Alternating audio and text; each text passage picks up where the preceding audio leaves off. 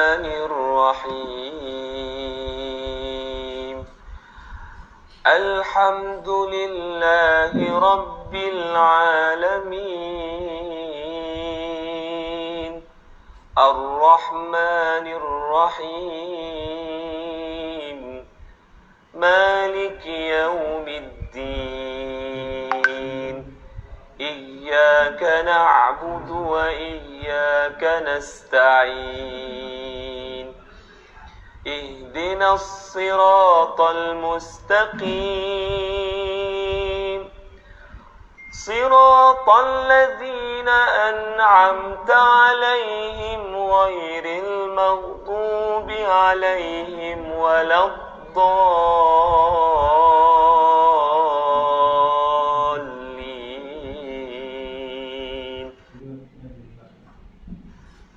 بسم الله الرحمن الرحيم.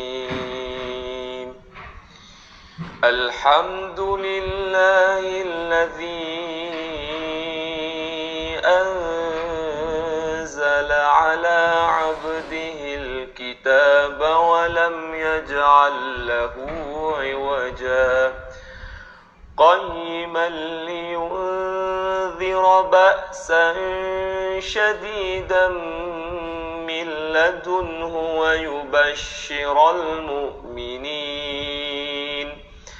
ويبشر المؤمنين الذين يعملون الصالحات أن لهم أجرا حسنا ماكثين فيه أبدا وينذر الذين قالوا اتخذ الله ولدا ما لهم به من علم ولا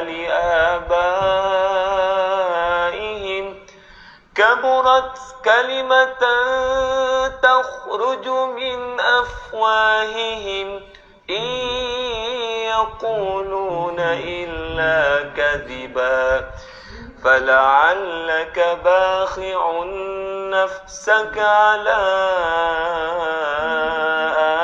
آثارهم إن لم يؤمنوا بهذا الحديث أسفا إنا جعلنا ما على الأرض زينة لها لنبلوهم أيهم أحسن عملا وإنا لجاعلون ما عليها صعيدا جرزا أم حسبت أن أصحاب الكهف والرقيم كانوا من آياتنا عجبا إذ أوى الفتية إلى الكهف فقالوا ربنا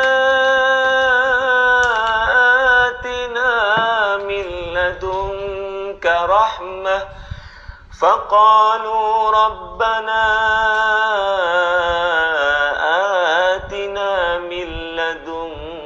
رحمة وهيئ لنا من أمرنا رشدا وعرضنا جهنم يومئذ للكافرين عرضا الذين كانت أعينهم في غطاء عن ذكري وكانوا لا يستطيعون سمعا أفحسب الذين كفروا أن يتخذوا عبادي من دوني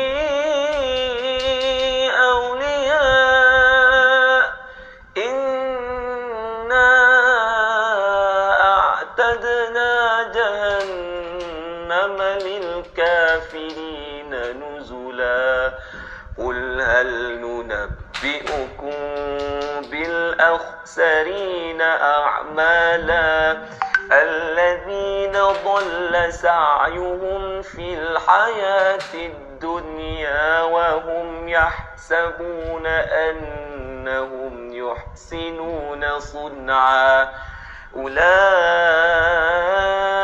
الذين كفروا بآيات ربهم ولقائه فحبطت أعمالهم فلا نقيم لهم يوم القيامة وزنا ذلك جزاؤهم جهنم بما كفروا واتخذوا آياتي ورسلي هزوا إن الذين آمنوا وعملوا الصالحات كانت لهم جنات الفردوس نزلا خالدين فيها لا يبغون عنها حولا قل لو كان البحر مدادا لكلمات ربي لنفد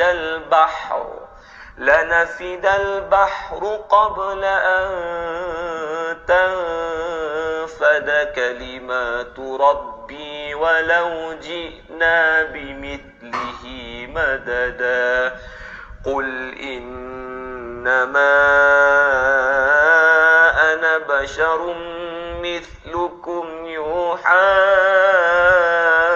إلي أنما إلهكم إله واحد فمن كان يرجو لقاء ربه فليعمل عملا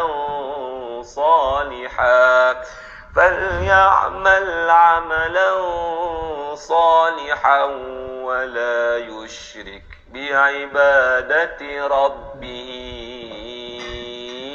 أحدا صدق الله العظيم.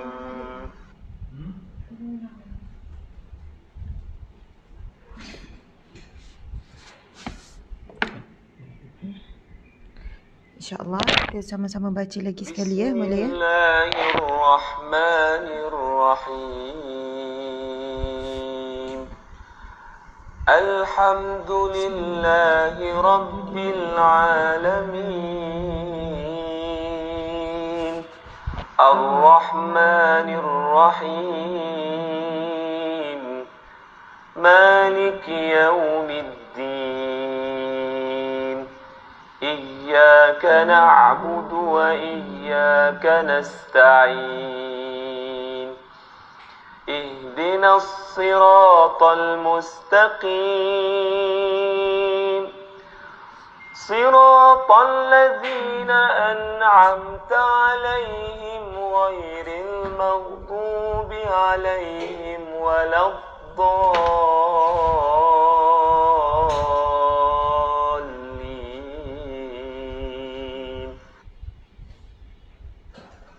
بسم الله الرحمن الرحيم.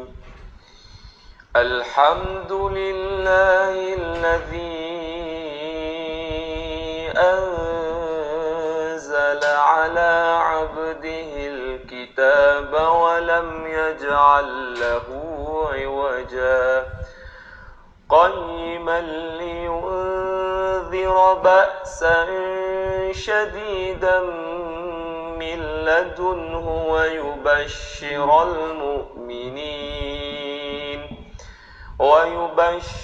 المؤمنين الذين يعملون الصالحات أن لهم أجرا حسنا ماكثين فيه أبدا وينذر الذين قالوا اتخذ الله ولدا ما لهم به من علم ولا لآبائهم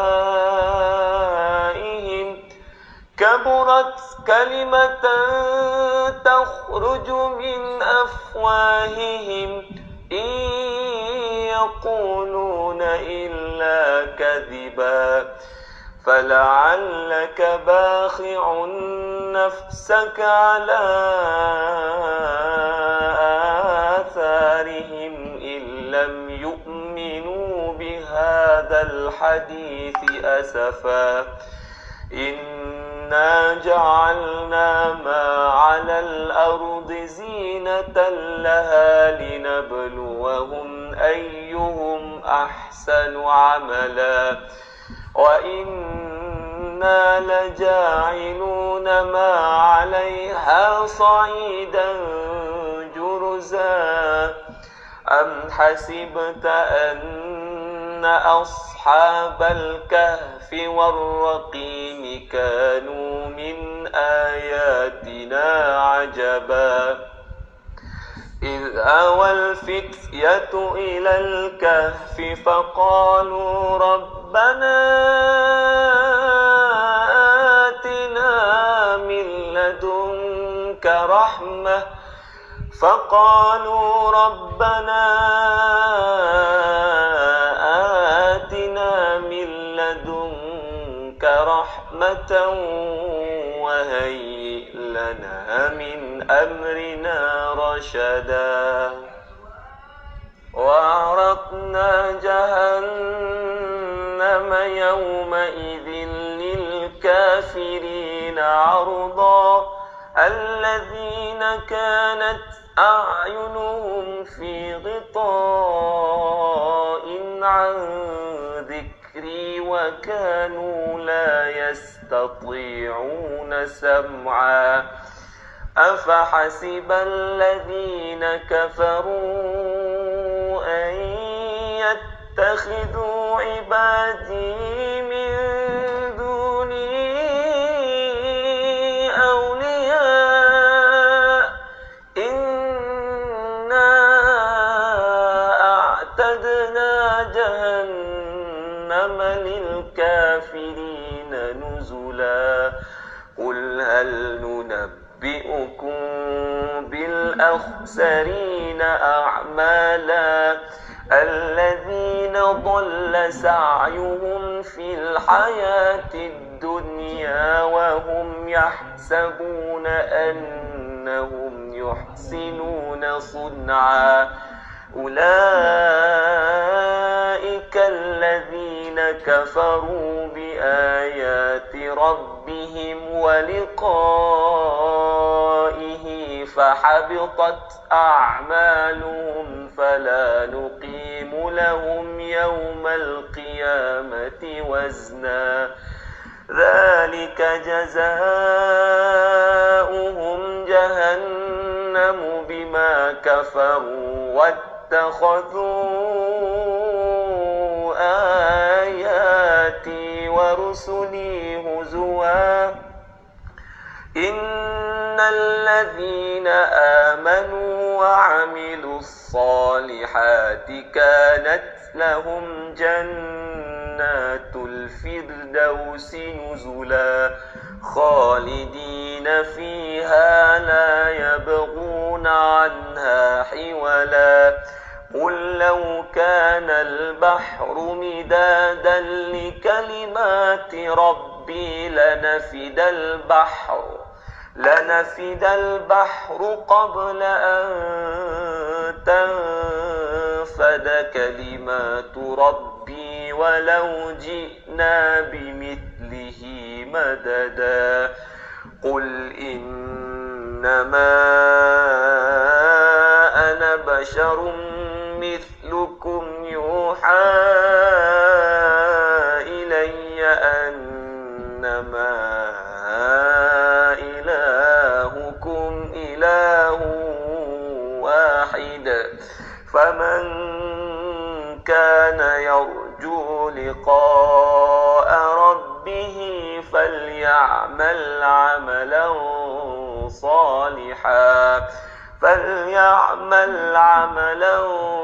صالحا ولا يشرك بعبادة ربه أحدا صدق الله العظيم.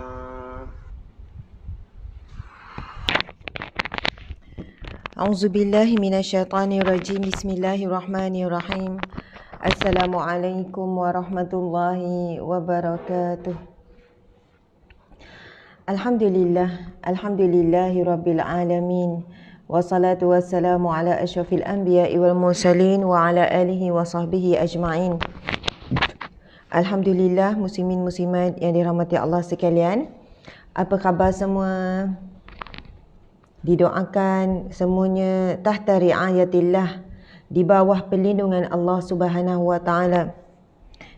Fi aunillah, dalam pertolongan Allah sentiasa. Fi hifzillah, dalam jagaan Allah. Fi amanillah, dalam keamanan Allah Subhanahu wa taala. Alhamdulillah, muslimin muslimat, insya-Allah pada pagi ini kita akan menyambung kuliah tadabbur kitab Riyadhus Salihin. Kita mempelajari dan memahami dan menghayati syarah kepada kitab Riyadhus Salihin. Riyadhus Salihin adalah Ustaz tolong jap anak-anak dia tolong susun. Malam tadi anak-anak tolong kemas. Jadi dia pun susun juga kitab tu.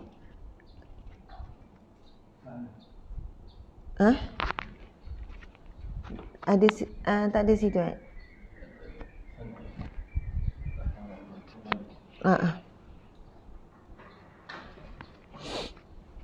Jadi anak-anak ni dia tolong kemas ramai-ramai. Ni encik dengan yang warna kuning tu. Warna kuning tu dalam jilid kan.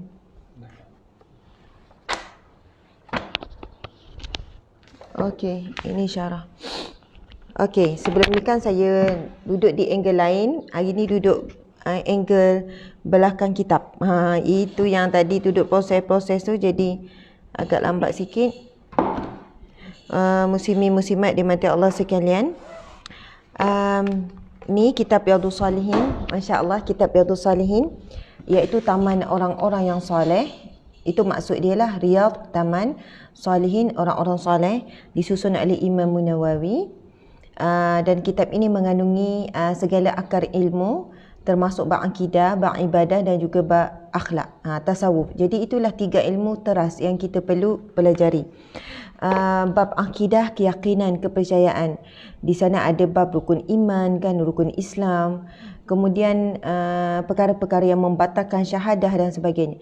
Kemudian bab ibadah, kita ada rukun Islam, ya, rukun iman berkenaan dengan bab akidah. Kemudian muslimin muslimat, tidak cukup dengan 2 ilmu tu, kita kena belajar juga ilmu tasawuf. Itu berkaitan dengan adab.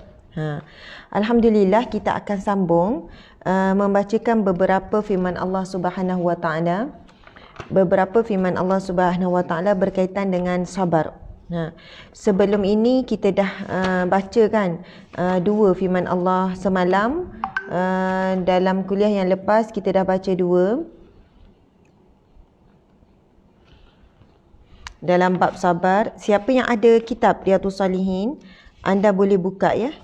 Anda boleh buka kitab Riyadhus Salihin dan buka bab sabar. Siapa yang tak ada boleh cari melalui internet ya. Boleh beli melalui internet. Ada banyak jual buku kitab Riyadhus Salihin, cuma berbeza-beza lah. Mungkin tak sama dengan saya ni. Macam tu. Okey. Alhamdulillah, saya dah ready sebenarnya. Dah tulis dah hadis Nabi berkenaan dengan bab sabar yang dibacakan semalam secara ringkas. Dan hari ini kita akan terus membacakan kitab hadis ni. Hadis tersebut. Alhamdulillah, saya tengok ramai juga. Malam tadi kan ranking atas sekali, bunga kat bawah saja pandangan je. Okey. Ya. Nanti kita cuba ya buat hiasan tu. Buka dekat supaya kitab dekat bawah bunga. Sebenarnya anak-anak susun semalam, tak habis lagi susun kitabnya. Kitab ada lagi kiri kanan. Dan kalau ikutkan tak ada masalah ya kalau kita nak susunkan. Dia dah ada pendinding tu. Kalau kita nak susunkan hiasan dan sebagainya dekat atas dan kitab di bawah tu, tidaklah melainkan kalau kita letak benda yang terima kasih di atas concern tu. Maksudnya tak eloklah ada bunga dekat atas je, kita dekat bawah, macam tu. Okey, kadang-kadang orang susun tengah-tengah, atas tu bunga apa semua. Ya, anak-anak tak sampai nak susun atas tu. Dia pun tak perasan tu. Ingat kan tak nampak, ingat bawah je nampak. Okey, tak apa ya. Terima kasih pada yang concern. Terima kasih pada semua yang hadir. Alhamdulillah, kita akan pergi kepada whiteboard kita untuk sama-sama membacakan dan menghayati hadis Nabi SAW. Kemudian petang semalam, tengah hari semalam, pagi-pagi, kita ada satu ceramah kan, kuliah. Dan kuliah tersebut saya ada sebut tentang pagi ni kita akan kongsikan bab bagaimana nak sempurnakan wuduk, dan saya nak tuliskan hadis-hadis berkenaan wuduk dan sebagainya. Jadi saya akan tunaikanlah hasrat dan saya kira macam janji saya lah. Jadi hari ini kita bacakan dulu satu hadis Nabi. Sebelum tu kita nak habiskan juga firman Allah, beberapa firman Allah. Kita akan bacakan hadis Nabi yang berkaitan dengan bab sabar ni. Kemudian kita akan pergi kepada bab wuduk dan bagaimana menyempurnakan wuduk. Okey. Kita akan bangun. Bismillah. Jom.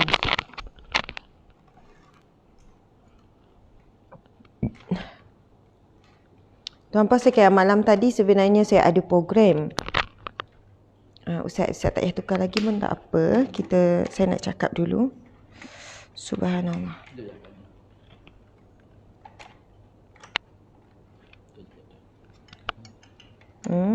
Sama ni tak tahu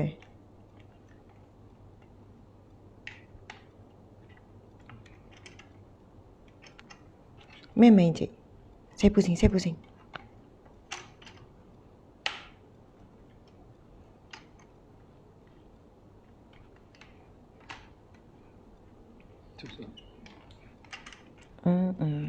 Cik, ni. Lagipun ni tak sama. Betul aja. Betul lah macam ni lagi cepat Okey.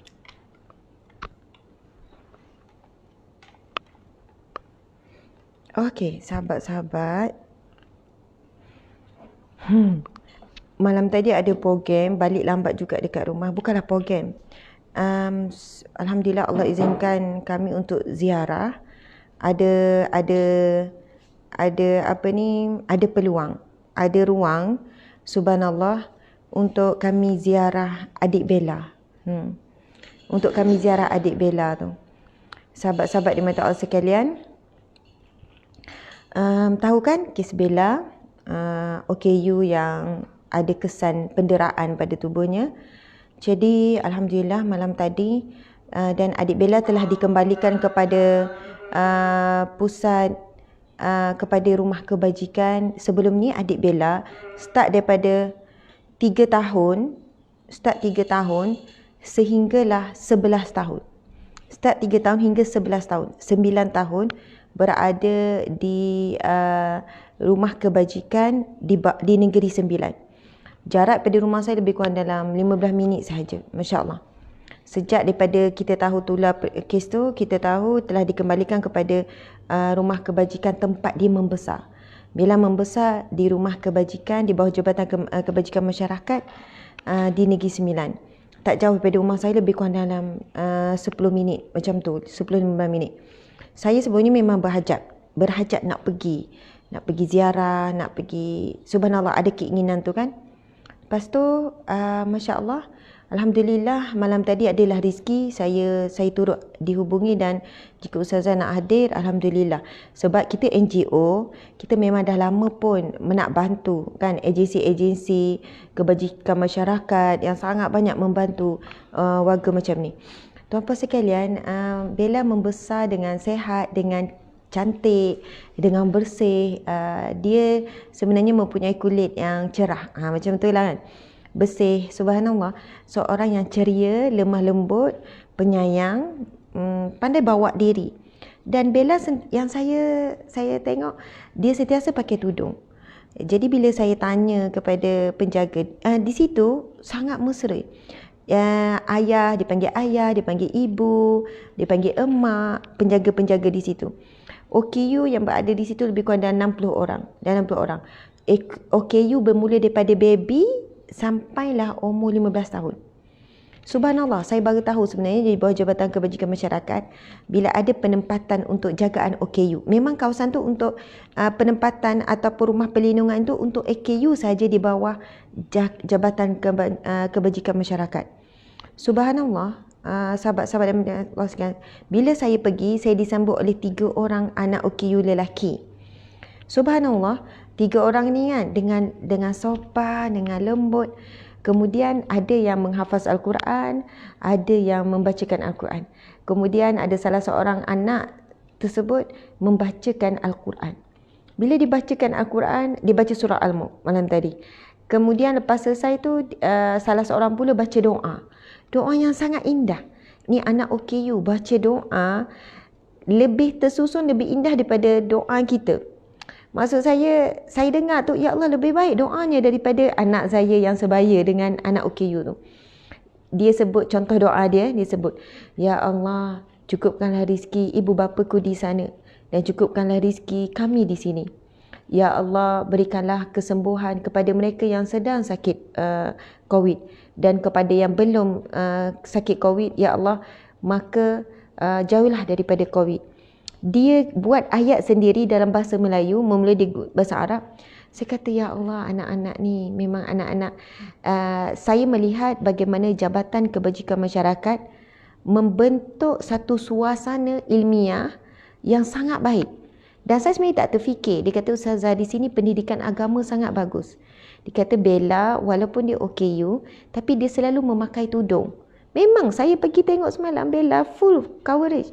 Covered pakai tudung, sahabat-sahabat sekalian. Pakai tudung. Lepas tu saya tanya, Bella memang selalu pakai tudung? Dia kata, Ustazah, dekat sini kan ada OKU lelaki, ada OKU perempuan. Jadi, yang perempuan memang kita ajar supaya memakai tudung. Saya kata, ya Allah, sedihnya gambar-gambar yang tersebar dalam keadaan nampak bahagian aurat Bella. Sebab kita tahu Bella, ya, umur 13, tapi dia ada aib, dia ada sifat malu. Sebab itu saya macam peringkat awal bila saya tengok masing-masing berkongsi gambar, ya, gambar yang menyayat hati. Tapi ada juga yang Bella pakai macam ni kan. Sebenarnya ia menyalahi akta kanak-kanak, lagi kanak-kanak yang dilindungi seumpama ini seperti Bella ni. Jadi sahabat-sahabat di mata Allah sekalian, saya sangat memuji bagaimana Jabatan Kebajikan Masyarakat mendidik dan mewujudkan environment yang sangat bagus untuk anak-anak OKU. Kelengkapan, saya tengok keperluan tempat mereka ni, ya Allah, subhanallah. Dan mereka bila petang ada pelajaran kafar, maksudnya dari segi kasih sayang, kelembutan, memang mereka itu dibesarkan begitu. Masya Allah. Jadi Bella hanya setahun saja. Masuk umur dia 11. Lepas tu, ya, setahun saja sekarang umur Bella nak masuk 13 tahun. Hanya setahun. Dan saya tidak boleh cerita lebih. Apa yang saya dengar daripada penjaga, apa yang saya dengar daripada pihak-pihak ni, saya tak boleh cerita sebab biarlah pihak berkuasa, pihak bertanggungjawab menjalankan siasatan dan tugasan dengan sebaiknya. Yang saya boleh katakan, memang kita perlu berjuang. Kita perlu berjuang untuk mempertahankan kebenaran dan insya-Allah mudah-mudahan keadilan dapat ditegakkan dengan sepatutnya. Keadilan seadil-adilnya dapat ditegakkan, insya-Allah. Alhamdulillah. Subhanallah. Jadi malam tadi balik lambat sikit, saya pun nampak macam subhanallah, alhamdulillah. Walaupun kita semangat untuk kuliah kita. Muslimin muslimat di mata Allah sekalian. Masya-Allah. Makasih Encik Suami. Okey. Kita akan membacakan sikit firman Allah Subhanahu Wa Taala. Lepas tu saya juga diberi peringatan untuk tidak share, sahabat-sahabat, gambar yang, ya, adalah sikit kita ambil gambar tapi dengan jarak, kita semua pakai SOP kan. Keadaan Bella semakin ceria. Bella semakin ceria. Ya, dia boleh, tapi dia pemalu, dia malu, lembut. Dia suka colour. Lepas tu dia tengok, dia senyum kan. Dia banyak peluk penjaga. Selalu peluk penjaga dia. Maksudnya bila dia balik semula ke Seremban, rumah perlindungan yang menjaga dia daripada 3 tahun sampai dia 11 tahun, penjaga di situ kata bila nampak dia orang tu peluk, dia orang Bella ingat nama-nama ibu ayah di situ. Ingat semua adik-beradik dia di situ. Masya Allah. Dan Alhamdulillah Bella semakin ceria, semangat. Dia dalam proses untuk memulihkan diri. Walau bagaimanapun masih ada trauma. Subhanallah, ada satu nikmat dan kesyukuran kepada Allah Subhanahu Wa Taala di atas pertemuan malam tadi. Dan tuan-puan sekalian, ada hikmah yang tersembunyi begitu banyak. Terlalu banyak hikmah. InsyaAllah nanti selepas selesailah siasatan apa semua, sebab saya tak dilarang untuk mendedahkan apa-apa. InsyaAllah lepas tu saya akan kongsi lebih detail hikmah-hikmah yang begitu besar, tetapi korbannya adalah Bella. Tetapi subhanallah, mudah-mudahan kita semua akan melakukan tindakan yang sewajarnya. Macam itulah. Okey, sahabat-sahabat dimati Allah sekalian, kita dah baca sebelum ni firman Allah Subhanahu Wa Taala 2. Ya ayyuhalladzina amanu sabiru wa sabiru wa rabitu. Yang kedua, bismillahirrahmanirrahim, bab sabar. Okey, stop. Kita kan cakap pasal Bella, kita nak masuk bab sabar ni, kitab Riyadhus Salihin kita, bab yang ketiga. Okey, kita dah baca sebelum ni firman Allah surah Al-Imran ayat 200. Allah berfirman, wahai orang-orang yang beriman, bersabarlah kamu dan kuatkanlah kesabaranmu, tingkatkan kesabaran. Kemudian Allah Subhanahu Wa Taala berfirman lagi dalam surah Al-Baqarah ayat 155, Bismillahirrahmanirrahim, walanabluwannakum bisyai'in minal khauf wal ju'in wal naqsin minal amwali wal anfusi was samarat wabasyiris sabirin. Ini kita baca semalam. Allah berfirman, kami pasti menguji kamu wahai umat Nabi Muhammad kita dengan sesuatu daripada ketakutan, daripada kekurangan harta benda, daripada lapar dan juga kematian. Ini janji Allah. Allah akan uji kita dengan rasa takut, dengan lapar, dengan kekurangan harta benda, kan?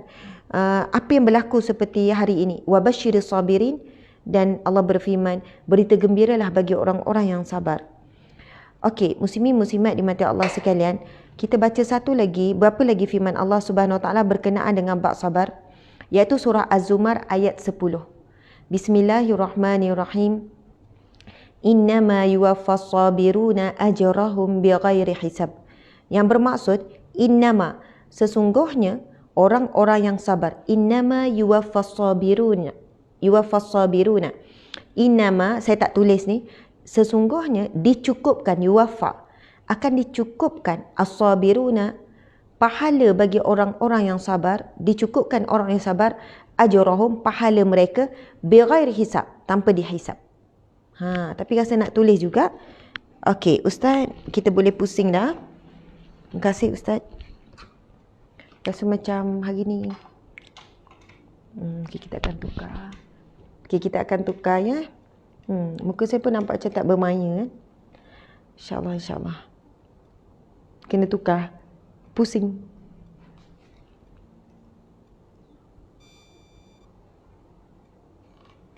Okey. Ini pendek je ayat ni. Surah Az-Zumar ayat yang ke-10. Bismillahirrahmanirrahim.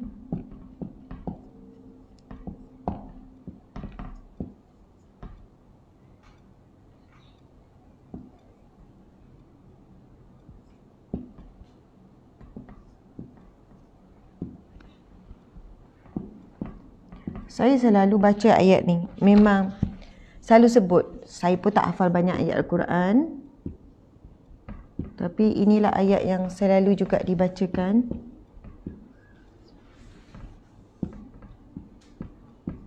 Saya padam-padam tu, saya takut ada yang tak jelas kan. Innama yuwaffa sabiruna. Ini berita gembira ya bagi orang-orang yang sedang bersabar sekarang. Innama yuwaffas sabiruna. Innama yuwaffas sabiruna ajrahum.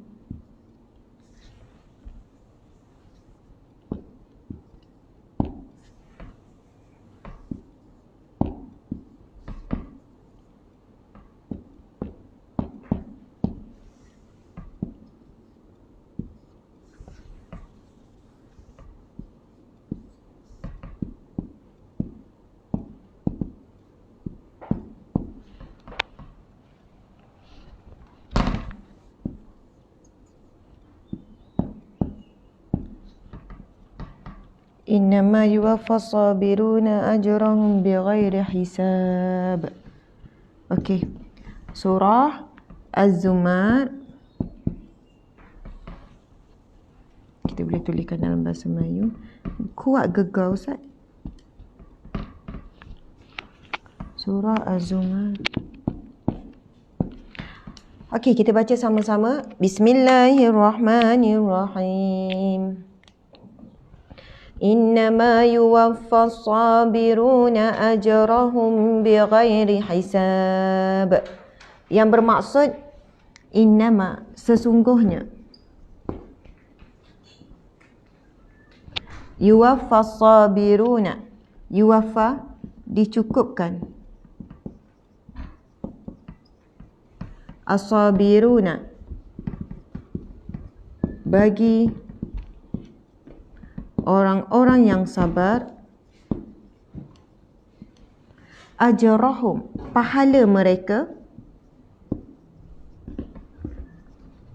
Bighairi, bi dengan, ghairi, tanpa, hisab, tanpa dihisab. Masya Allah. Itu terjemahan perkata. Kita tengok Allah berfirman, innama, sesungguhnya, yuwaffas sabiruna, akan dicukupkan bagi orang-orang yang sabar. Ajrahum, innama yuwaffas sabiruna ajrahum bighairi hisab. Pahala mereka. Hum ni mereka kembali kepada orang sabar. Bighairi hisab, dengan tanpa dihisab. Masya Allah. Ilmu hisab, kita matematik. Dalam bahasa Arab, ilmu matematik dipanggil ilmu hisab, ilmu kira-kira. Soalannya tanpa dihisab, tanpa dikira. Kan? Sebahagiannya menyatakan bahawa yang dimaksudkan adalah pahala sabar ini ia tidak mampu dicatat berapa jumlah-jumlahnya. Contoh pahala solat macam ni. Kan? Pahala puasa sekian, itu dan catatan Allah. Pahala selawat, okey 10 kali ganda sekian-sekian. Masya Allah. Namun bila pahala sabar, ia tergantung kepada berapa lama sabar dan betapa berat sabar. Jika ujian lebih berat dan kesabaran lebih besar, maka pahalanya jauh lebih besar. Sebab itu bila Nabi SAW ditanya, "Ya Rasulullah, siapakah orang yang paling berat ujiannya?" Lalu Nabi menjawab, yang paling berat ujian adalah para Nabi. Kemudian orang-orang soleh.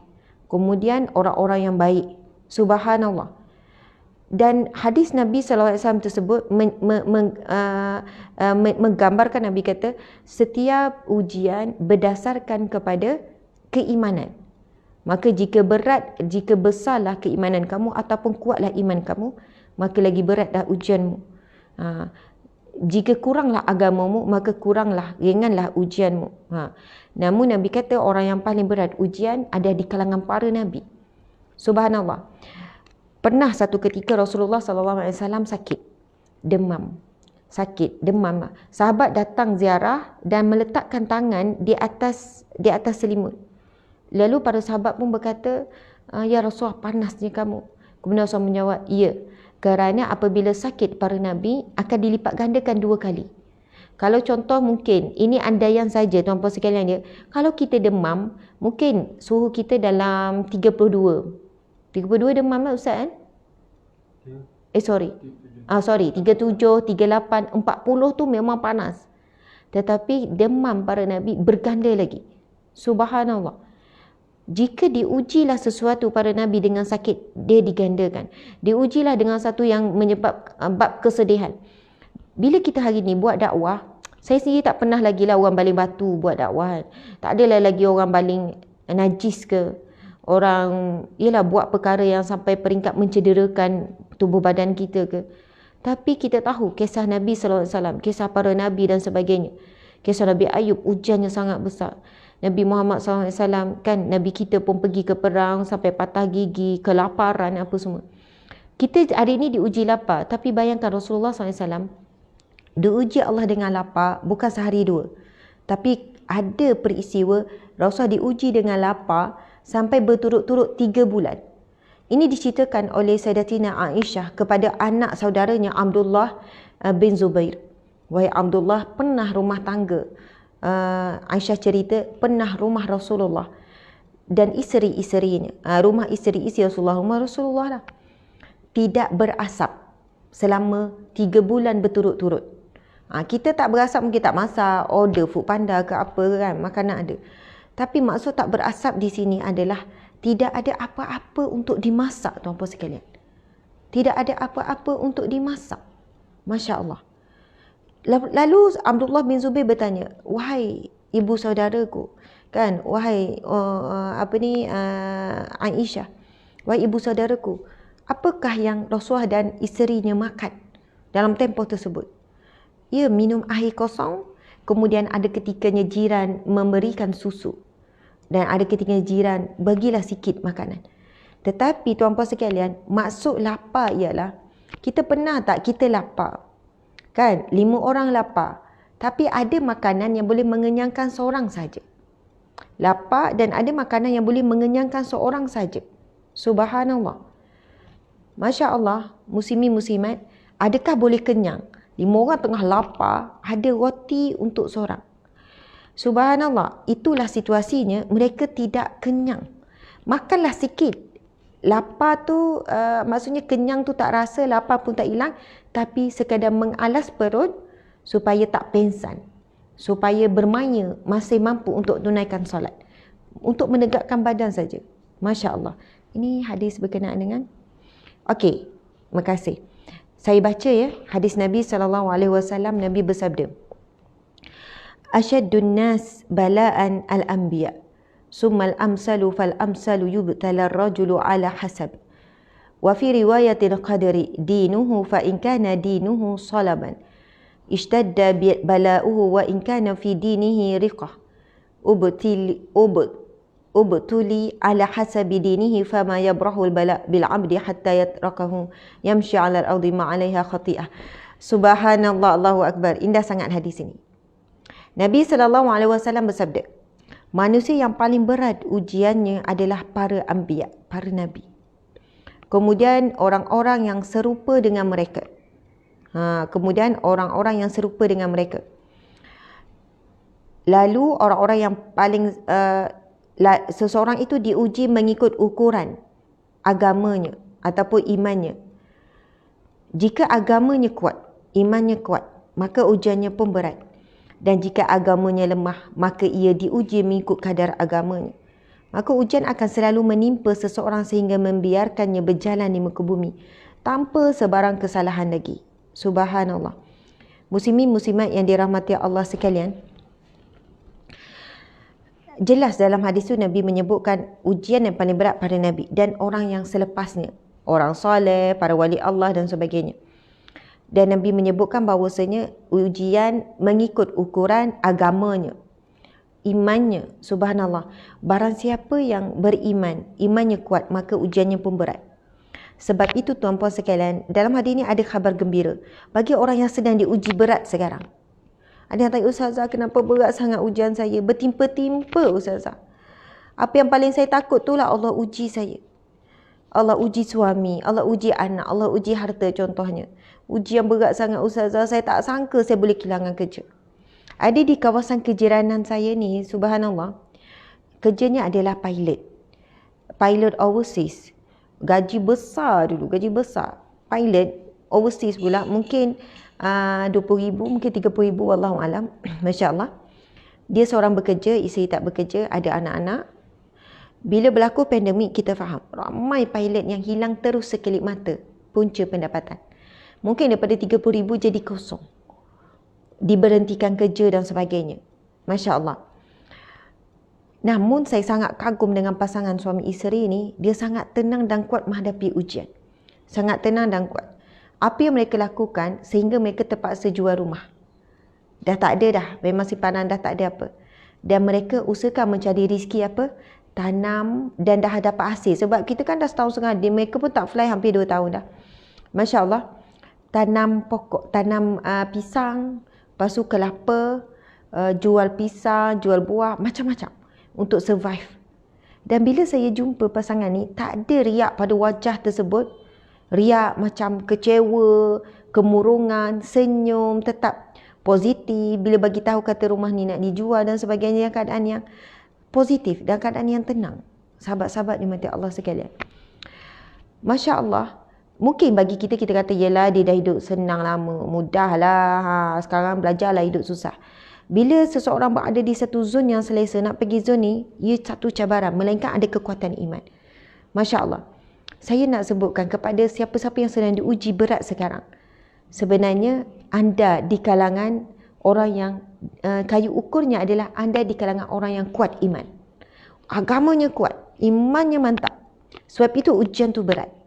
Tapi jangan kita minta pula, ya Allah ujilah aku ujian yang berat-berat. Kan, ujilah aku ujian berat-berat. Kenapa aku tak ada ujian berat-berat kan? Aku nak jadi orang kuat iman. Dan janganlah pula kita kata, tak nak lah kuat iman, biasa-biasa, biasa-biasa je lah. Tak payahlah nak ngaji banyak-banyak, tak payahlah zikir banyak sangat. Tak payahlah tu, tak payahlah ni. Sebab apa? Kan nanti kalau iman kuat, ujian pun berat. Jangan pula kita pusing, kona kot situ pula. Bila Nabi kata ujian mengikut ukuran iman. Jika imannya kuat maka ujiannya berat. Bila imannya lemah maka ujian juga ringan. Dan Nabi sebut sesungguhnya seseorang itu yang sedang diuji tu, bila dia berjalan di muka bumi Allah dalam keadaan digugurkan sekalian dosa. Masya Allah. Tuan-tuan dimati Allah sekalian. Cuba kita bayangkan macam ni. Kalaulah titik dosa, kan bila kita buat dosa, Nabi kata dosa, hadis Nabi berkenaan dengan dosa tu, kan? Contohlah kan, bila kita buat dosa, ada hadis Nabi berkenaan dengan bila buat dosa, ada titik hitam tu. Okey. Subhanallah. Buat satu dosa, titik hitam, titik hitam, titik hitam, titik hitam. Sampailah penuh titik hitam. Inilah kena titik hitam. Saya cuma bagi analogi saja. Cuba bayangkan kalau kita ada dosa, kan, kita dosa ni akan diletak dekat muka. Kalaulah dosa dekat muka macam mana?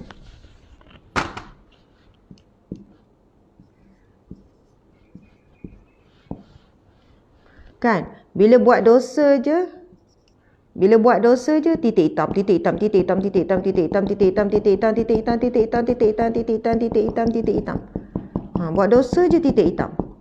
Kalaulah titik hitam tu, yang sebagaimana hadis Nabi sebut setiap kali kamu buat dosa akan ada titik hitam tu. Kalaulah di muka saya sebut. Kalaulah di muka. Titik hitam ni. Tapi yang Nabi gambarkan titik hitam tu di hati. Tempat yang tak nampak. Tu apa sekian? Tak nampak. Bismillahirrahmanirrahim. Nabi SAW bersabda, sesungguhnya seorang hamba apabila melakukan satu kesalahan atau dosa akan ditulis pada hatinya satu titik hitam. Apabila dia meninggalkan dosa, beristighfar dan bertaubat, nescaya digilap hatinya. Titik hitam tu akan digilap semula, kotoran tu. Sebaliknya, apabila mengulangi dosa, akan ditambah padanya titik hitam sehingga memenuhi hatinya. Maka itulah dipanggil ar-ran, yang Allah nyatakan, kalla bal rana ala qulubihim ma kanu yaksibun. Ayat-ayat kami itu tidak ada cacat celanya, bahkan mata hati mereka telah disalaputi kekotoran dosa dengan sebab perbuatan maksiat dan kufur yang mereka kerjakan. Tuan-puan sekalian, Nabi sebut dalam hadis tersebut, bila buat dosa akan ada titik hitam di hati. Dan jika sentiasa mengulangi dosa yang sama tapi ulang-ulang, mengulangi dosa-dosa yang sama tu, sampai memenuhi habis hati, na'udzubillah min zalik, hati hitam, hati menjadi keras. Sahabat-sahabat di mata Allah sekalian. Tapi sebab titik hitam tu di hati, kita tak nampak. Bayangkan jika titik hitam itu di wajah. Bayangkan, jika titik hitam itu di muka. Saya tanya tuan-puan sekalian, sanggup tak kita keluar rumah dengan ada titik hitam di wajah? Saya pasti kita tak akan sanggup tuan-puan sekalian. Bahkan tak ada orang nak tengok saya. Sebab penuh titik hitam, banyaknya dosa saya sendiri. Kita semua berkurun dalam rumah, malu orang tengok. Lagi tak bersih, tak hilang titik hitam tu, lagi tak keluar. Dan cuba bayangkan, titik hitam ni akan berkurang satu-satu. Kita istighfar, kita taubat, kita sabar dengan ujian Allah. Dan hadis Nabi, dan banyak hadis Nabi sebenarnya, bukan hadis-hadis saja, ada dalam buku Ustaz telah ambil buku Dunia Akhirat, Sahabat Dunia Akhirat. Subhanallah, sehingga kan Nabi SAW bersabda, sesungguhnya, sebab kita cakap sabar memang ada kaitan dengan ujian. Subhanallah, saya belek, saya tak tanda sebenarnya, terus buka muka surat ni, muka surat 52. Nabi SAW bersabda, ini adalah hadis sahih.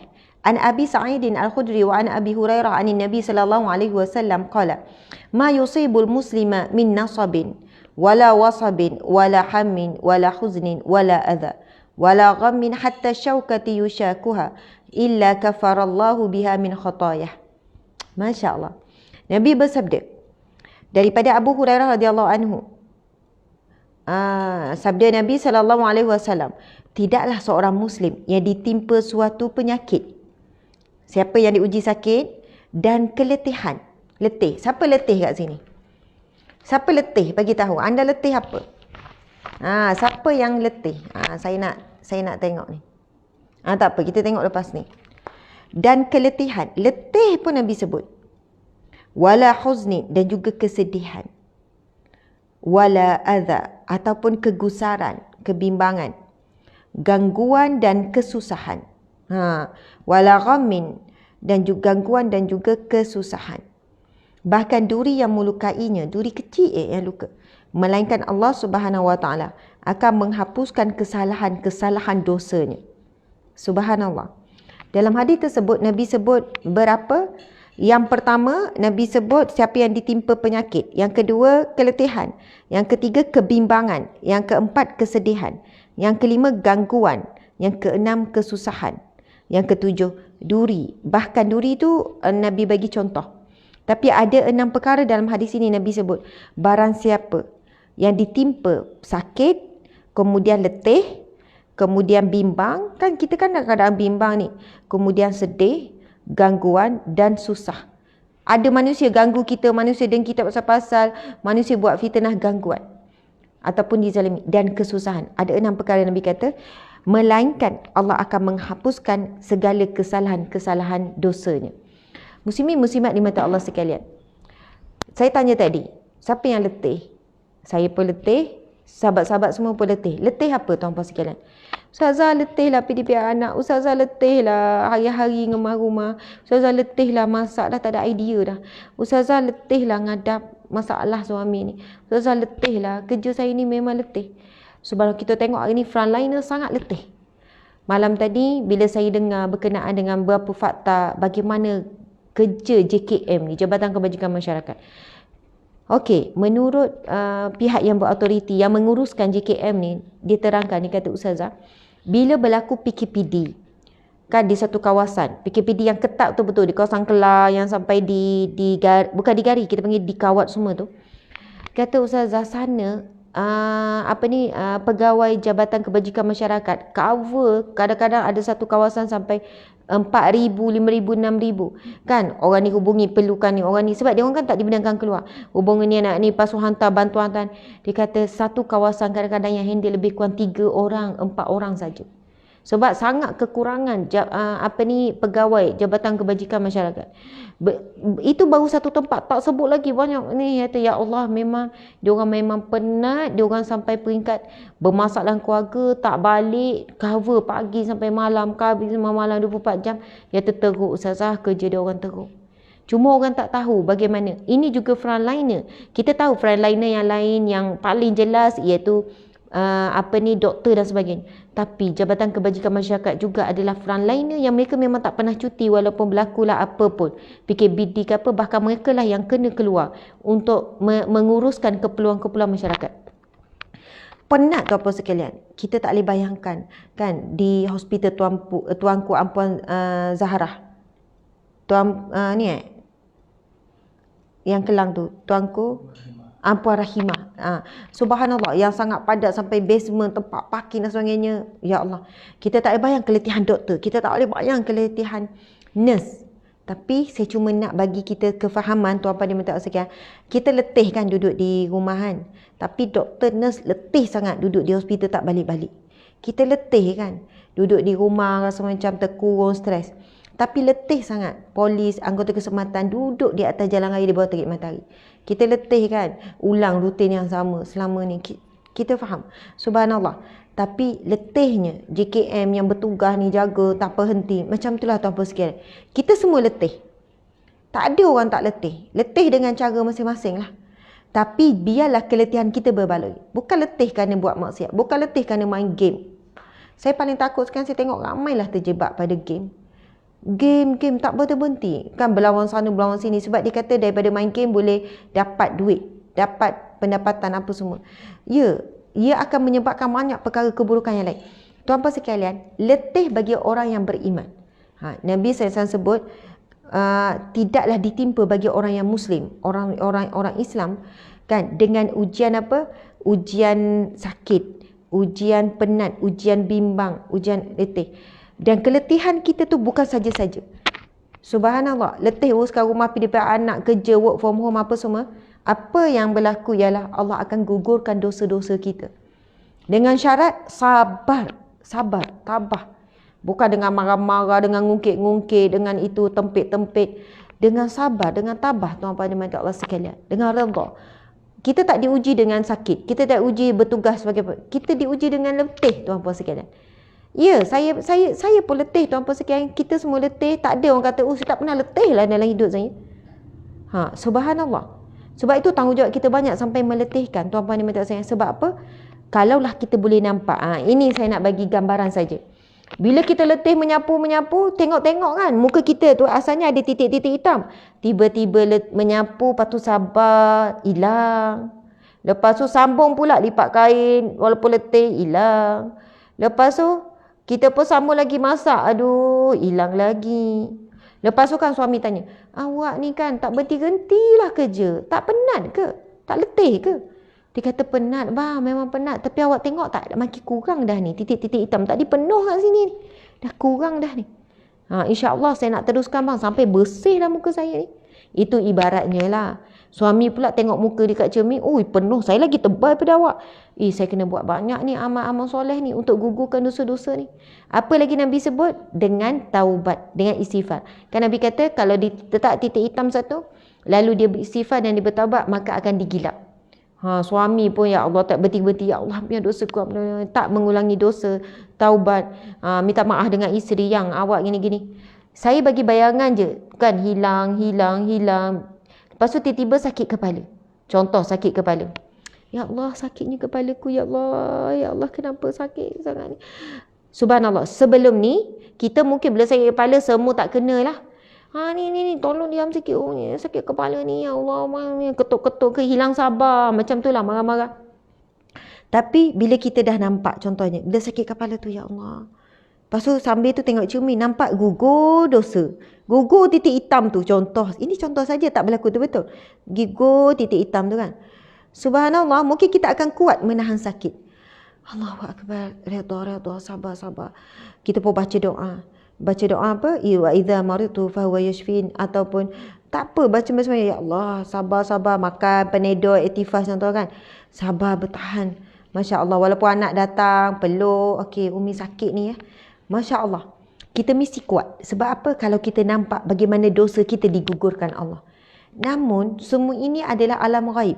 Bagi orang yang beriman sahaja yang akan mampu untuk bersabar betul-betul dalam ujian Allah. Sebab apa masuk iman? Percaya. Percaya apa? Alam ghaib.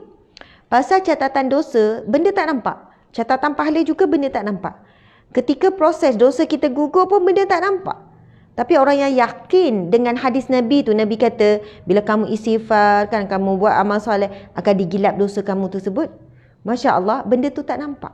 Tapi orang beriman dia yakin, lalu dia akan sabar saat diuji. Sebab dia kata, inilah peluang untuk aku bersihkan diriku. Tuan-puan sekalian, jika kita tidak mampu nak bersihkan diri kita dengan istighfar kurang, taubat pun kurang, maka Allah akan membersihkan kita dengan ujian. Itu kata-kata daripada buku Sahabat Dunia Akhirat ni, depan ni lagi. Jika tidak mampu bersihkan hati dengan amal soleh dan zikrullah, Allah bersihkan hati kita dengan ujiannya. Ya, Allah bersihkan kita dengan ujian. Sebab Allah sayang sangat kita. Allah nak masukkan kita ke dalam syurganya. Bila Allah melihat kita sangat lemah dalam amal soleh, amal ibadah, tak tekun pun, tak bersungguh-sungguh membaca Quran, zikir, solat pun tak khusyuk, fikir pasal dunia, lalu Allah menyayangi dan memakbulkan permintaan kita. Kita duk minta nak syurga, tapi nampak usaha tu tak kuat pun nak ke syurga Allah. Lalu Allah berikan kepada kita ujian dengan syarat kita sabar. Maka melalui ujian itulah derajat kita dinaikkan, dosa kita digugurkan. Jadi dimensi pandangan kita terhadap dosa ni kena berubah. Terhadap ujian kena berubah. Ujian adalah peluang untuk kita bersihkan diri. Ujian adalah peluang untuk kita naik darjat. Peluang untuk kita ke syurga. Ni firman Allah ni yang kita bacakan ni, sahabat-sahabat. Innama yuwaffas sabiruna ajrahum bighairi hisab. Sesungguhnya akan dicukupkan orang-orang yang sabar pahala mereka tanpa dihisap. Maksudnya pahala sabar tidak boleh dicatat. Terlalu banyak untuk malaikat mencatat sehingga tidak boleh dikira, tidak boleh dihitung. Hisab tak boleh dicatat. Allah ya hasib yang maha menghitung, tak boleh nak dihitung. Bukan Allah tak boleh menghitungnya, tetapi para malaikat kan ada tugas menghitung pahala dosa. Cuma boleh dicatat dia sedang sabar. Berapa tempoh dia sabar? Ujian seberat apa? Masya Allah, alhamdulillah. Okey, sahabat-sahabat dimati Allah sekalian, saya nak pergi dah kepada hadis Nabi. Walaupun ada lagi beberapa hadis Nabi yang lain, firman Allah dan hadis Nabi yang lain, tapi sebab kita dah tulis, insya-Allah.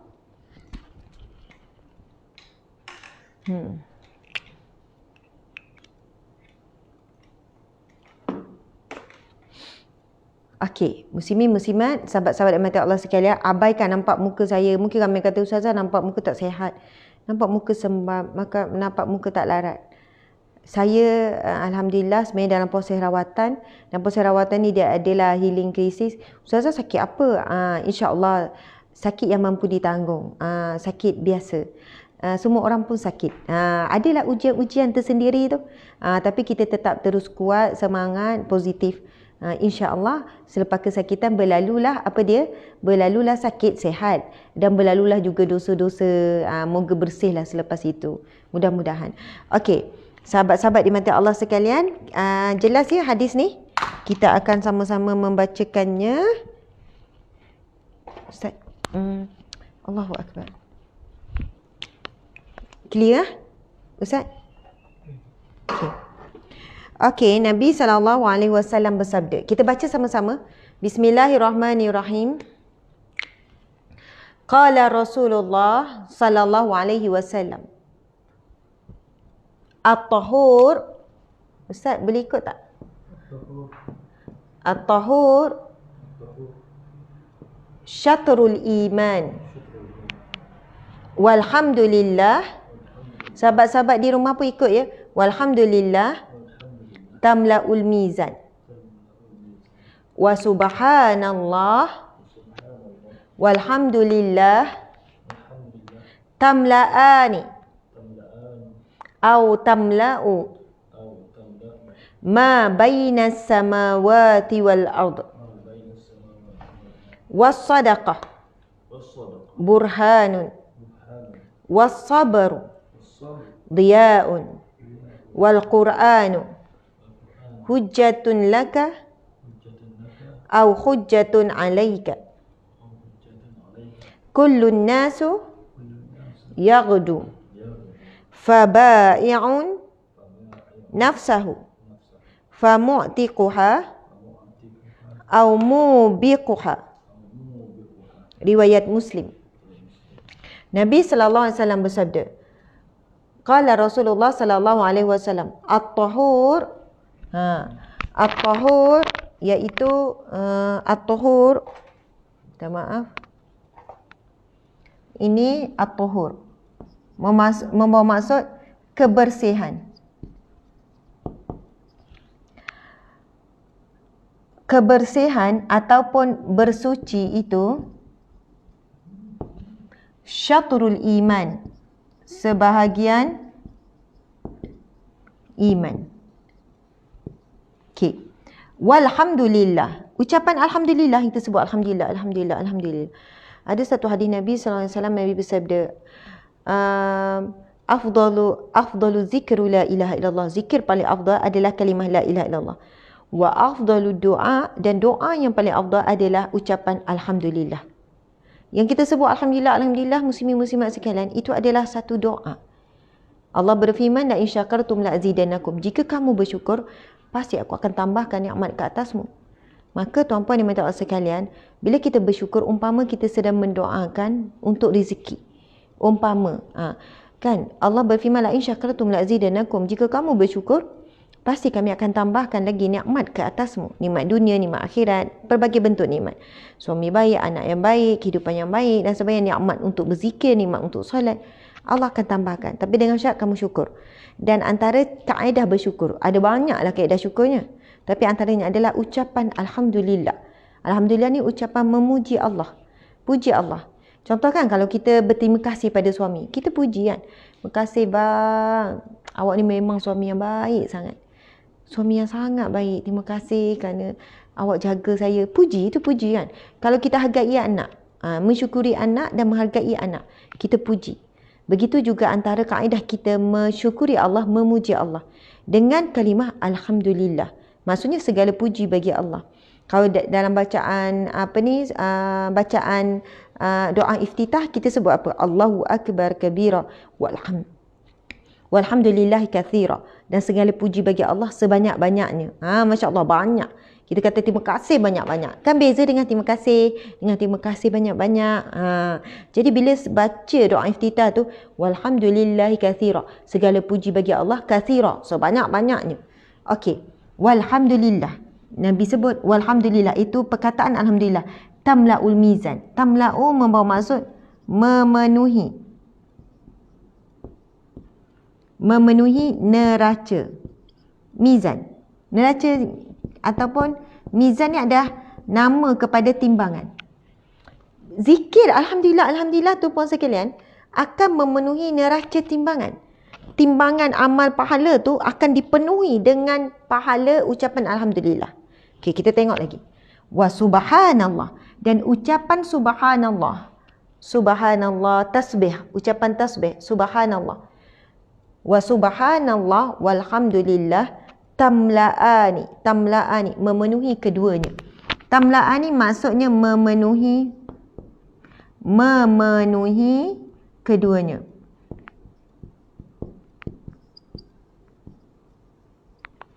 Au tamla'u, ataupun tamla'u, ataupun memenuhi. Au tamla'u ma baina, apa di antara. Ni saya terjemahkan perkata. Apa di antara, samawat, apa dia? Langit, wal ard, bumi. Subhanallah. Sahabat-sahabat dan mata sekalian, Allah nak bagi banyak sangat pahala kepada kita. Nabi SAW bersabda, ucapan alhamdulillah akan memenuhi neraca timbangan amal soleh di akhirat kelak. Wa subhanallah walhamdulillah, ucapan subhanallah dan alhamdulillah tamla'ani, akan memenuhi keduanya. Dua apa? Au tamla'u, ataupun memenuhi. Maksudnya dia ada dua perkataan tapi sama sebenarnya, memenuhi keduanya ataupun tamla'u ma baina samawati wal ard, di antara langit dan bumi. Di antara langit dan bumi. Subhanallah, berapa keluasan bumi tuan-tuan sekalian? Dan berapa pula tinggi langit? Manusia ada tak sampai ke langit? Tak ada. Tak ada lagi satu pun, dan takkan manusia ada yang sampai ke langit. Langit tempat tinggal para malaikat, tempat tinggal para nabi, orang-orang soleh, roh-roh para nabi, roh-roh orang soleh. Sahabat-sahabat dan tuan-tuan sekalian, yang kita tengok kan, kita tengok ke langit. Yang kita nampak adalah awan. Langit lebih tinggi daripada apa? Bumi. Lepas tu ada bintang-bintang lain. Lepas tu ada galaksi Bima Sakti. Lepas tu ada galaksi lain-lain lagi. Langit tinggi lagi tu. Memang tidak ada kecanggihan manusia yang boleh menyampaikan manusia ke langit, walaupun langit yang pertama. Jadi kita tak tahu langit tu tinggi mana, besar mana tuan-puan sekalian. Masya Allah. Jadi apabila kita menyebutkan, bila Nabi sebut dan ucapan subhanallah dan alhamdulillah tamla'ani au tamla'u ma bainas samawati wal ard, akan memenuhi antara langit dan bumi, antara bumi dan langit. Tak boleh bayangkan betapa banyaknya pahala daripada ucapan alhamdulillah, subhanallah walhamdulillah. Jadi tuan-puan sekalian, perbanyakkanlah zikir alhamdulillah, subhanallah walhamdulillah. Nak sambung wala ilaha illallah wallahu akbar, boleh. Subhanallah walhamdulillah wala ilaha illallah wallahu akbar. Biarlah dengan menghadirkan hati dengan khusyuk. Pahalanya sangat besar, dipenuhi ruang antara langit dan bumi. Allahu akbar. Dan jadi pemberat timbangan mizan. Kita terus sambunglah subhanallah, alhamdulillah, wala ilaha illallah, Allahu akbar. Sebab apa? Nabi sebut man kana akhiru kalamihi la ilaha illallah dakhala jannah. Siapa yang akhir kalimahnya la ilaha illallah akan masuk syurga. Zikir paling afdal Nabi kata kalimah la ilaha illallah. Jadi kita sambung. Tapi kalau rasa macam panjang sangat, boleh je kita subhanallah walhamdulillah, akan memenuhi timbangan mizan dan akan memenuhi langit dan bumi. Okey, kita tengok. Nabi SAW sebut was-sadaqatun burhanun. Sedekah, infak, sedekah burhanun, saksi. Masya Allah. Was-sadaqatun burhanun. Mari saya tengok. Ya, ya betul. Saksi. Sedekah, infak. Burhan ni maksud dia saksi. Burhan juga membawa maksud, saya tengok sekejap kat situ. Sedekah itu sembahyang. Saya tak baca wasabru dia. Saya tertinggal. Subhanallah. Ma baina wasalati nurun. Saya terus pada ni. Subhanallah, saya ada kena tambahan kat sinilah, kat sini. Minta maaf ya, penyampaian saya macam slow sikit. Wassalatu nurun. Berapa orang Ustaz? Oh, subhanallah. Ramai ya. Wassalatu nurun. 5 minit lagi, insyaAllah 5-10 minit lagi kita akan tamatkan. Wassalatu nurun. Salat, Nabi kata salat itu cahaya. Masya Allah. Ini selepas ini Nabi sambung wassalatu nurun. Salat, Ustaz nampak tak belah sini? Kena adjust. Wassalatu nurun. Salat itu cahaya. Siapa yang menunaikan salat itu yang kita kata, siapa yang jaga salat, dia ada cahaya. Dan dekat dunia tak nampak cahaya tu, bukan lepas solat melip cahaya bersinar-sinar. Tapi di akhirat kelak orang yang menunaikan solat dia akan bercahaya, wajahnya, tubuh badannya mengeluarkan cahaya. Wassalatu nurun. Dan memasuk di sini solat itu cahaya juga adalah, solat itu adalah, tuan-puan sekalian bayangkan kalau kita, tuan-puan sekalian cuba bayangkan tuan-puan tutup mata berjalan. Daripada saya lah kalau berjalan tutup mata, kita mungkin meraba-raba. Okey, bayangkan macam ni. Seluruh Malaysia ataupun seluruh dunia blackout. Dan blackout pula pada malam tak ada bulan dan tak ada bintang. Malam yang gelap. Apa akan berlaku? Kita ada ni lah. Kita duduk kat rumah, gelap, tak nampak apa-apa. Subhanallah. Masing-masing anak-anak tempik, suami, mana-mana, kumpul kat mana? Masing-masing tak nampak. Rumah yang luas boleh jadi sempit. Jadi dada kita pun sesak nafas sebab gelap, tak nampak apa-apa. Tak nampak apa-apa ni, meraba-raba, berjalan meraba-raba. Anak pun tempit dengan suara je, datang sini, datang sini. Lepas tu tak sangka-sangka ada tangga, lah lupa ada tangga, tak ni. Kan panik. Tiba-tiba ada satu cahaya. Tiba-tiba suami jumpa lilin. Okey, semua duduk tempat masing-masing, pasang lilin. Bila ada satu je cahaya, walaupun ni, semua nampak cahaya, semua pergi kepada cahaya tu. Semua pergi. Dan semua rasa lega. Semua rasa tenang. Daripada sesak nafas, tak cukup oksigen, tiba-tiba, okey, dia nampak. Padahal satu je cahaya. Subhanallah. Kita berada di muka bumi ni, terlalu banyak sangat ujian dan cabaran. Kalau tak dapat cahaya, tak dapat petunjuk daripada Allah, kita akan sesat, kita akan hidup dalam keadaan menderita, kita dalam keadaan kacau bilau, jiwa kita resah gelisah. Dan solat adalah cahaya, Nabi kata. Selagi mana kamu solat, kamu sentiasa ada petunjuk daripada Allah. Kamu sentiasa dilindungi oleh Allah. Kamu sentiasa berjalan dengan jelas. Subhanallah. Bila Nabi sebut wassalatu nurun, solat itu adalah cahaya. Ini hadis sahih tuan-puan sekalian ya. Tidak ada pertikaian ulama. Riwayat Muslim. Wassalatu nurun. Banyaklah kupasan bila kita sebut solat itu cahaya. Wassadaqatun burhanun. Sedekah adalah saksi bagi kamu.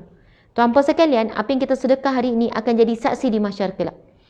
Kita bagi infak 10 masjid, 50 masjid, 50 masjid kita bagi RM5, RM5. Semua tu akan jadi saksi di mahsyar kelak. Kita buat ibadah korban ni, semua tu akan jadi saksi. Sebab itu saya selalu sebut, di dunia kita bantu orang miskin. 10 orang, 20 orang kita bantu. Tapi di akhirat kelak orang miskin akan bantu kita. Saya nak tanya, bantuan mana yang lebih kita perlukan? Bantuan di dunia ke bantuan di akhirat? Bantuan mana yang jauh lebih tinggi nilainya? Kita dibantu di dunia ataupun dibantu di akhirat? Sebab itu, ketika kita membantu orang susah, infak, sedekah, yang perlu lebih bahagia adalah kita. Setiap kali kita membantu, setiap kali itu kita membayangkan bahawa kita akan banyak peluang untuk dibantu di akhirat kelak. Setiap kali kita memberikan, Nabi SAW bersabda, barang siapa yang memudahkan urusan ataupun barang siapa yang meringankan kesempitan saudaranya di dunia, Allah akan meleraikan kesempitannya di akhirat, kesusahannya di akhirat.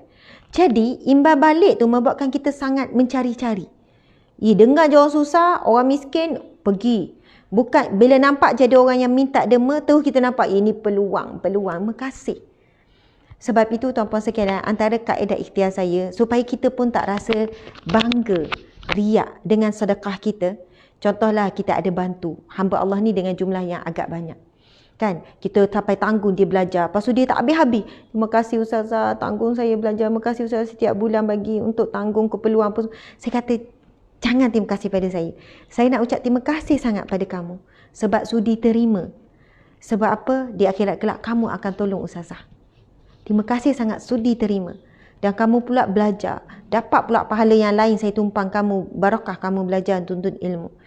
Dan nanti di akhirat, memang dunia sekarang kamu rasa kamu tolong. Sebenarnya Ustazah sedang tolong diri sendiri. Selalu saya suka guna ayat tu lah. Saya kata, tak, jangan terima kasih. Jangan terlalu berterima kasih pada Ustazah. Terima kasih pada Allah.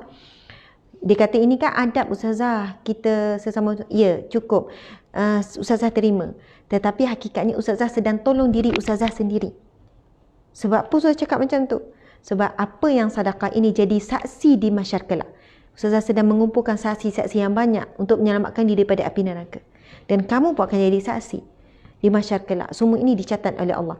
Sebab itu istilahnya di dunia kita membantu orang yang memerlukan, di akhirat orang yang memerlukan pula akan membantu kita. Burhanun, sedekah adalah saksi, burhan. Masya Allah. Jadi kita akan gembira. Ustazah, saya transfer online senyap-senyap. Jangan bimbang. Semua itu dicatat oleh Allah. Allah Ya Hasib. Nama Allah, Asma Allah Ya Hasib. Allah yang maha menghitung. Malaikat ada menjadi saksi kepada kita. Malaikat akan bersaksi pada kita walaupun transfer online RM1. Saya tengok ada orang konsisten transfer online ke akaun NGO sahabat amal RM1 setiap hari. Konsisten. Ada RM2, ada 3 hari. Ada RM3. Subhanallah. Dia mengumpul banyak saksi di mahsyar kelak. Okey, Nabi sebut lagi sambungan hadis Nabi, wasabru diyaun, sabar. Okey, nur cahaya, semai itu cahaya. Okey. Wasabru diya. Diya adalah sinaran. Tuan-puan sekalian, dia macam mana ya? Cahaya is cahaya, tapi sabar ini, solat itu cahaya. Diya ni wajah yang berseri-seri. Wajah yang bercahaya, yang memancarkan cahaya. Subhanallah. Sabar ini dia akan mempunyai sinaran. Kita nak sebab apa ya? Okey, lampu cahaya, tetapi kita nampak cahaya macam ni. Malam lampu jalan. Kalau jauh kita nampaklah cahaya lampu tu. Tapi kalau kita duduk di bawah lampu tu, kita kan dapat sinaran cahaya tu. Kalau kita duduk sini, lampu sana, kita gelap, tapi kita nampak cahaya. Itu adalah cahaya. Cahaya dia adalah untuk kita dapat petunjuk. Kalau sesat dalam hutan, kita nampak cahaya lah. Jom kita berjalan menuju cahaya. Mungkin ada orang yang sedang camping, kan? Jadi nampak tak cahaya solat itu akan menunjukkan kita jalan yang benar, akan menjadi cahaya. Tapi dia, sabar itu dia sinaran.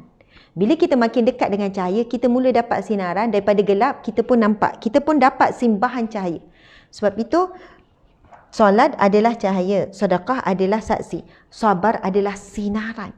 Masya Allah. Jadi lebih terang, lebih jelas. Wal Qur'anu hujjatun laka. Yang ni tuan-tuan sekalian, kena kita memahami. Al-Quran, Nabi kata, wal Qur'anu hujjatun laka. Iaitu hujjah bagi kamu. Hujjah. Apa maksud hujah? Ataupun istilah modennya kita sebut lawyer lah. Kan? Betul tak Ustaz ejen lawyer macam tu? peguam bela kamu. Hujjatun laka. Hujjatun laka. Okey, sembahyang itu cahaya, sedekah ni hujjah yang akan mempertahankan kamu. Okey. Nabi sebut Al-Quran adalah hujjah laka, hujjah ataupun peguam bela. Hujjah mempertahankanmu. Tu yang kata peguam tu mempertahankan. Mempertahankanmu.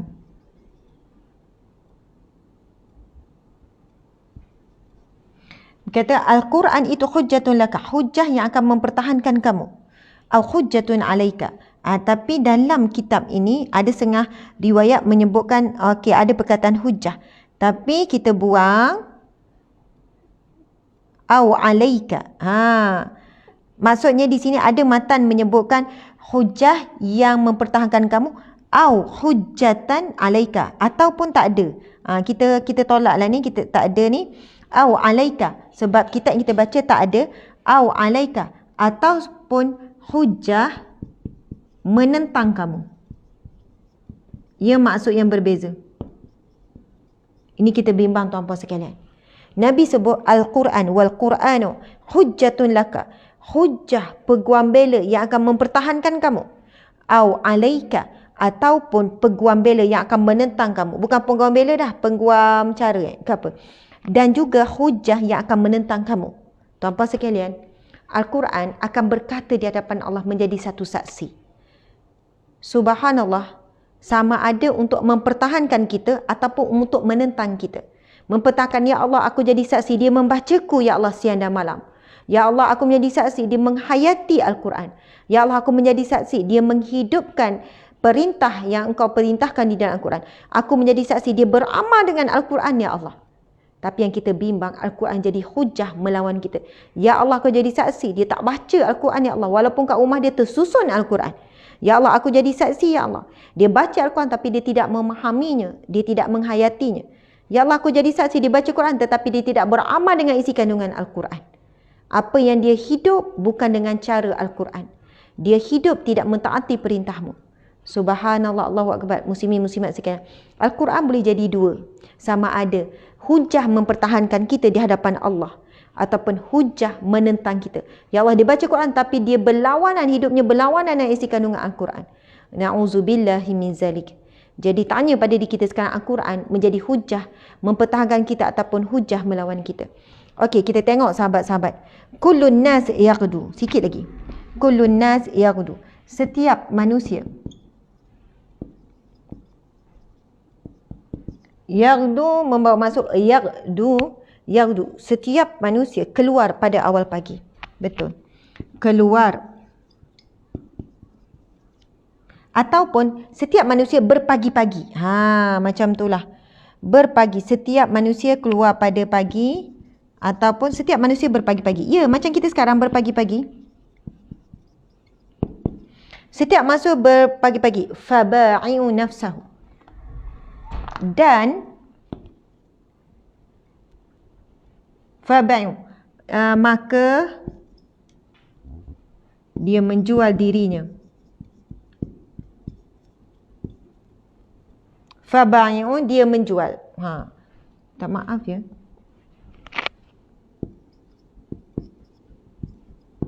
Dia menjual. Nafsahu, dirinya. Menjual diri, kita jual diri. Pagi kita jual diri. Kita tengok.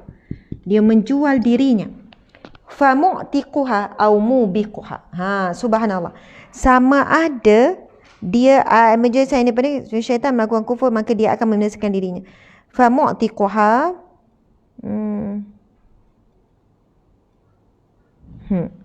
Okey. Famu'tiquha, membebaskan diri. Ataupun sebab ni terjemahan ni panjang sangat. Ustaz, tengok sini kejap. Terjemahan tu dia menjual diri kepada Allah, berarti membebaskan dirinya sini ataupun merosakkan diri sini. Okey. Faba'i'u nafsahu, maka dia akan menjual dirinya. Famu'tikaha, sama ada dia membebaskan dirinya, maka membebaskan dirinya. Wa mubiquha, ataupun terjemahan ni ringkas lagi. Ataupun dia membinasakan dirinya.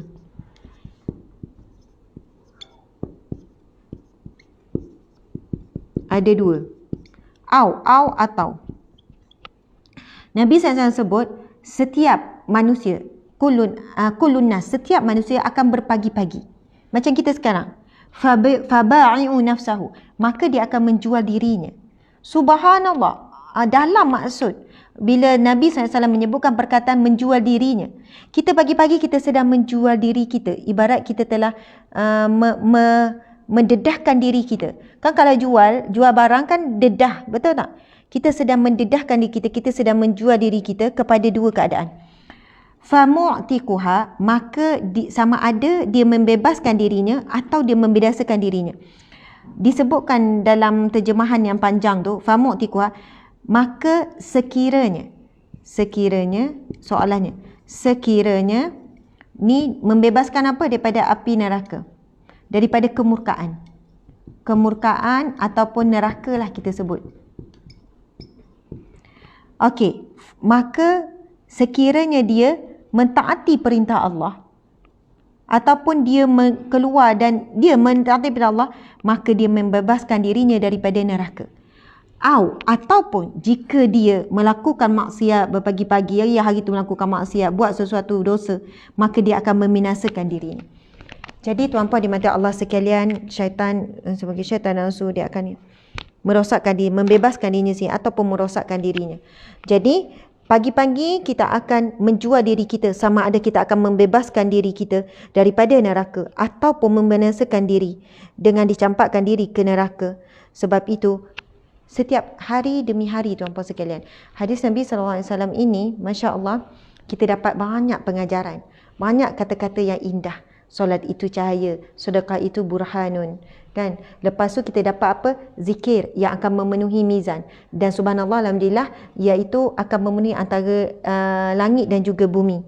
Solat itu cahaya, sedekah itu adalah saksi di mahsyar kelak, sabar itu sinaran, wal Quran hujjatun laka, Al-Quran akan menjadi hujjah, akan mempertahankan kamu ataupun yang akan melawan kamu.